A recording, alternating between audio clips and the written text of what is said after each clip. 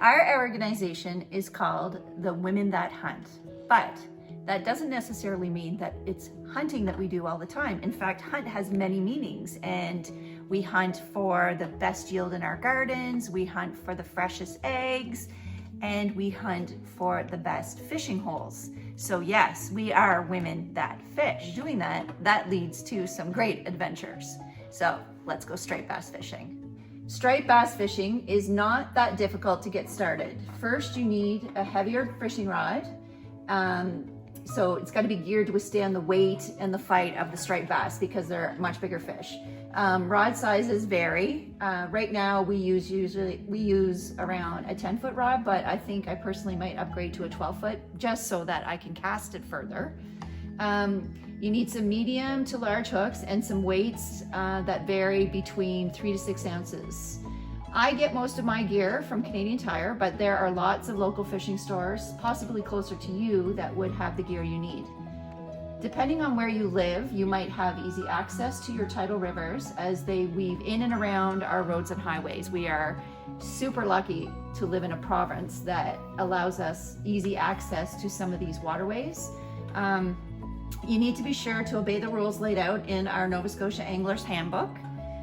Striped bass fishing takes patience and commitment. It is a great social activity you can do with your family and your friends. I would suggest taking a book with you. We've taken a barbecue to the shore. Feel free to pick up garbage while you're there to pass time. Actually, make sure you pack what you take in and you pack it out. It is somewhat discouraging to see the garbage that has collected along some of our riverbeds. So it's quite often that I'll take an extra garbage bag and I'll just collect it all up while I'm there. I sometimes even take my kids, as they can be very entertaining, to say the least. And they are starting to become passionate about fishing too. So they like to hang out with their mom.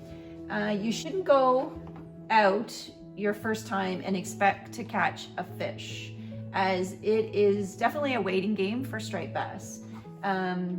Depending on where you fish, the tidal waters can be muddy, so different areas may call for different methods and strategies, maybe even different baits and lures, or you may even have an opportunity to fly fish given the clarity of the water. We fish along the Stewiacke and Shubenacadie rivers, so we tend to stick to the real bait, mostly Gaspereau. I have heard squid is good, shrimp, and even eels, but we have yet to try those.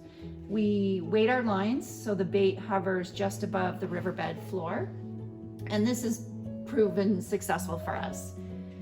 Fishing the tidal rivers, you have to be aware of the tide schedule. You can easily find out that information online. People have different opinions on when to fish the tide. Some say to get ahead of it, some say to wait a few hours afterwards.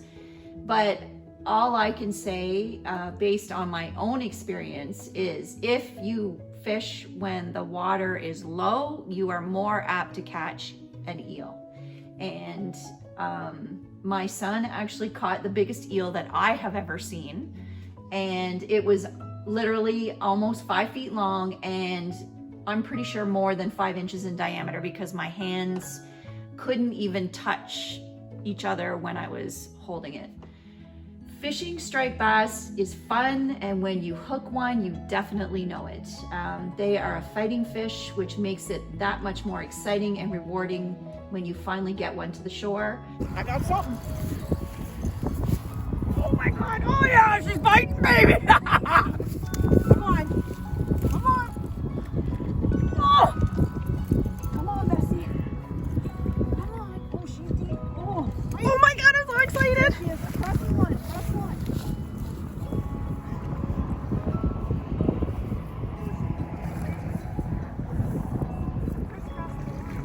Oh, it's me.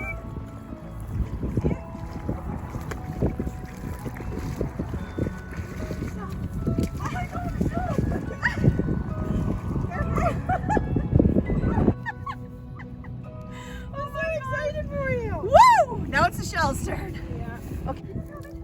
You got it. Oh, that's a fish. Oh my God. Keep it coming. You got it. You got it. Sunk in the mud.